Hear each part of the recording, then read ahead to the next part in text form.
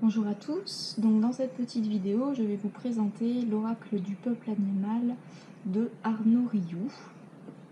Donc c'est un coffret assez grand au niveau de la taille du coffret pour vous donner une idée par rapport à un Harry Potter de poche, voilà c'est ça la taille, et par rapport au coffret du coup d'oracle ou de tarot qui sont en taille de cartes comme les tailles de cartes à jouer. Voilà donc à peu près la taille du coffret.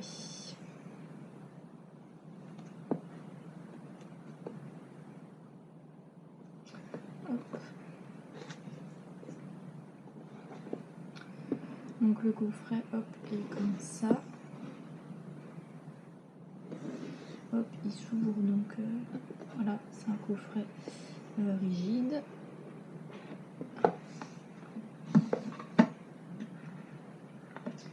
À l'intérieur, on trouve donc le livret d'explication.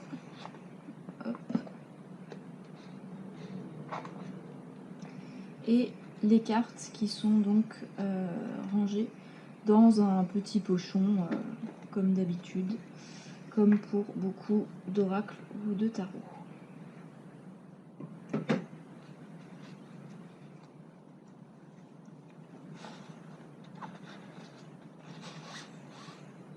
Hop.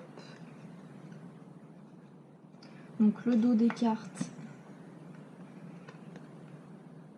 se présente comme ceci. On a un peu de reflet. Hop, je vais faire un zoom sur.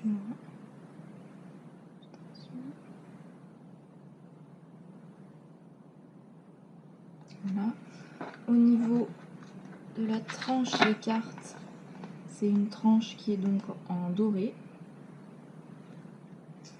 Et ensuite, au niveau des cartes en elles-mêmes, ce sont donc des cartes qui se présentent comme ça. Donc il y a 50 cartes qui présentent donc 50 animaux totems. Voilà, je vous fais passer rapidement pour vous montrer un petit peu le contenu. Donc les illustrations, moi personnellement, je les trouve vraiment très jolies. En tout cas, c'est vraiment un style que j'aime bien. Hop. Au niveau des animaux qui sont présents donc, dans ce coffret, on a donc des animaux, j'allais dire communs, mais le terme n'est pas, on va dire qu'on peut retrouver avec nous sur le plan physique, comme le taureau. Et on a des animaux mystiques, des animaux de légende, comme le griffon ou la licorne par exemple.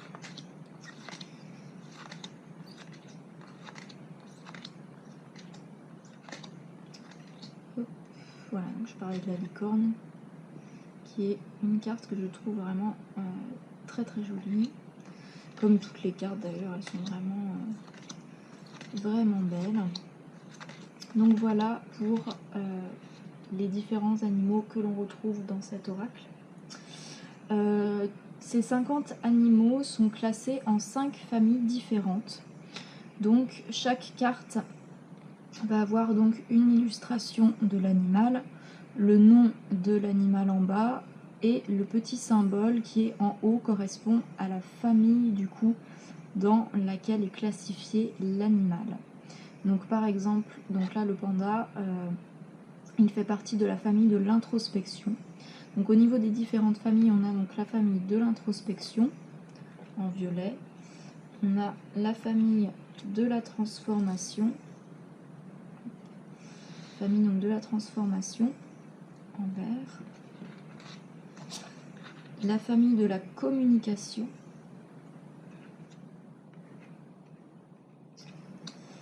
la famille de la posture,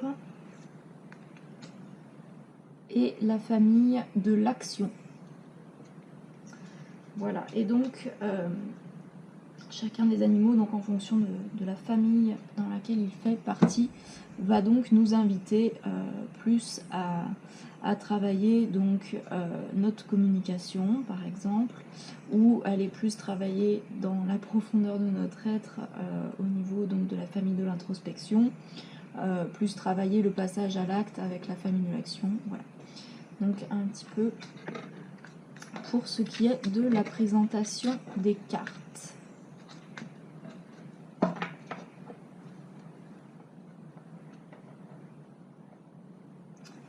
Au niveau du livret, donc le livret, c'est un...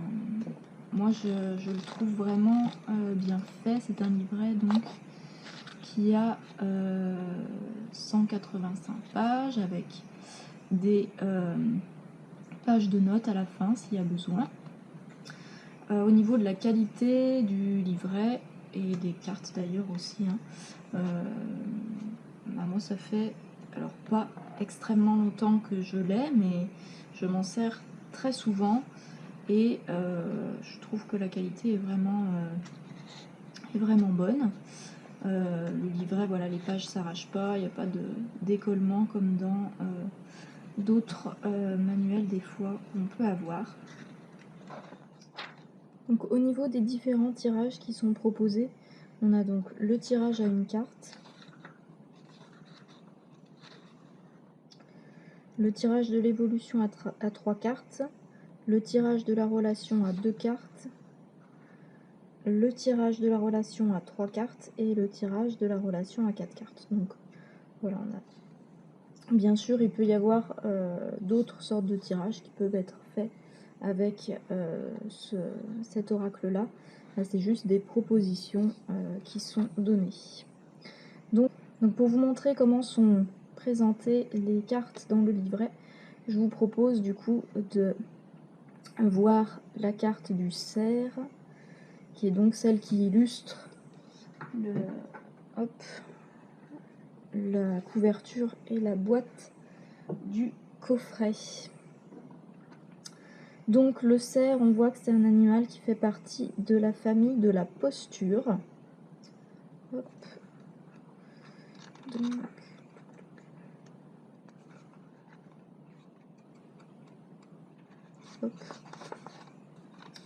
Donc les animaux sont classés dans le livret par famille.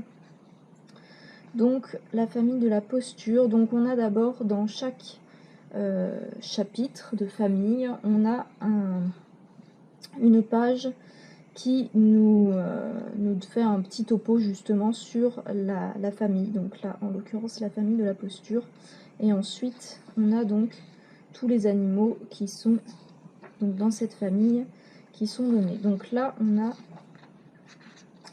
on est avec le cerf, donc on a à chaque fois le petit logo de la famille de l'animal qui se retrouve donc sur le côté.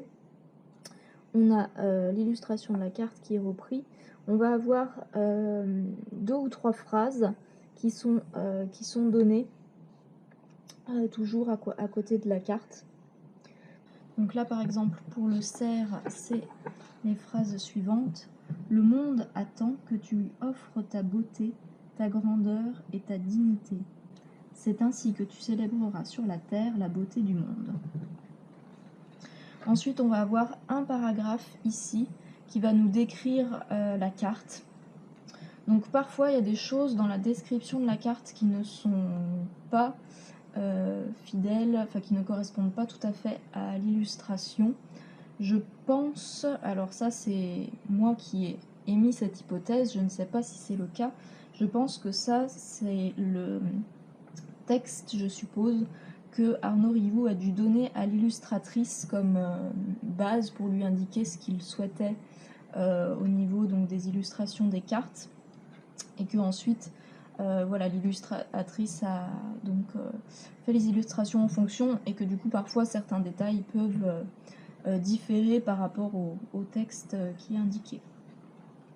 Ensuite on va avoir un texte qui va correspondre en fait à la présentation de l'animal, donc à l'animal, donc le cerf, qui va donc nous donner des informations sur cet animal. Ensuite, on va donc avoir le paragraphe qui nous indique donc ce que signifie le cerf dans le tirage lorsqu'il apparaît. Donc là, je vais vous lire ce paragraphe-là. Lorsque le cerf vous apparaît dans le tirage, il vient vous interroger sur l'équilibre de vos choix, sur l'affirmation et sur le courage de votre posture. Donc là, on en revient à la posture puisque c'est un animal qui fait partie de la famille de la posture. Le cerf peut vous accompagner lorsque vous avez du mal à tenir une position ou à affirmer un choix. Il vient vous inspirer la puissance nécessaire pour marquer votre territoire avec détermination et élégance. Car tout dans le cerf nous invite à l'élégance, à la beauté, à la grandeur d'âme. Le cerf vous invite à vous relier à votre destin supérieur. Le cerf est le compagnon des rois et du Christ lui-même. C'est un guide d'âme. Merlin monte sur son dos et Perceval le suit dans sa quête. Vous pouvez faire appel à lui pour puiser les ressources à la renaissance et à la libre circulation de l'énergie vitale. Donc ensuite, on va avoir les mots-clés. Donc là, c'est donc une liste de notions qui sont donc reliées au totem du cerf. Et c'est pas mal parce que c'est vrai que ça permet d'avoir tout de suite une vue d'ensemble sur les notions qui sont reliées à cet animal-là. Donc pour le cerf, on a par exemple donc la transformation, l'élégance, le territoire, la réputation, le positionnement, la beauté, la renaissance et la puissance. Ensuite, dans le paragraphe qui suit, on va avoir la signification si la carte est apparue dans le tirage en sens inversé. Puisque dans cet oracle-là, comme dans beaucoup d'autres oracles, les cartes ne vont pas avoir tout à fait la même signification en fonction de si elle est piochée, donc tirée à l'endroit ou à l'envers. Donc là, on a la signification. Donc généralement, dans les significations renversées, on reste quand même sur les mêmes notions, mais c'est pas tout à fait les mêmes vibrations. C'est pas tout à fait la même manière d'aborder les notions qui sont reliées à cet animal-là.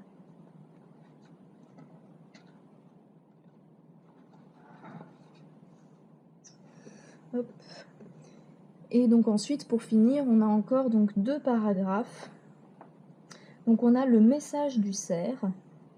Donc ça, c'est vraiment comme si on avait donc l'animal, donc l'animal totem, le cerf qui s'adressait à nous. Donc on a un message à chaque fois du totem de l'animal de la carte. Et enfin, on a le rituel du cerf. Donc pour chaque carte, il y a un rituel en lien avec cet animal-là qui est proposé. Donc c'est vraiment des rituels qui peuvent être vraiment très différents d'un animal à un autre. Donc là par exemple, pour le rituel du cerf, je rends hommage au déva du grand cerf, maître de la forêt. Je prends refuge en la beauté, en la grandeur et en la puissance des forces de l'amour. Aujourd'hui, en présence de l'esprit du roi de la forêt, je m'autorise à vivre pleinement mon projet d'incarnation. Sur un cahier, j'écris la vie telle que j'aimerais la vivre, dans les meilleures conditions. Je rédige en détail l'existence à laquelle j'aspire, d'un point de vue professionnel, sentimental, relationnel. Je choisis ce qui est le meilleur pour moi. Je reconnais ma valeur. Je visualise le cerf à mes côtés. Il vient m'inspirer, m'encourager à oser être et affirmer que je mérite le meilleur. Donc voilà pour le rituel du cerf.